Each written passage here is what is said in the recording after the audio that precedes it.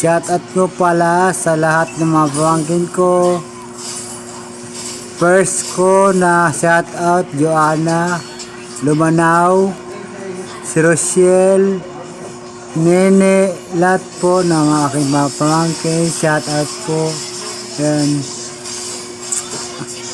bakit anong nangyari sa inyo? Bakit nagkaganyan kayo? Magkakapatid kayo. Nandito lang ako nagsusuporta para sa inyo. Kung ano yung gusto nyo, sabihin nyo sa akin para alam ko. I love you sa inyong lahat, mga pamangkin ko. Ayan po, ako po ay salamat sa inyong lahat, sa lahat ng mga aking mga pamangkin. I love you all. Thank you very much sa inyong lahat.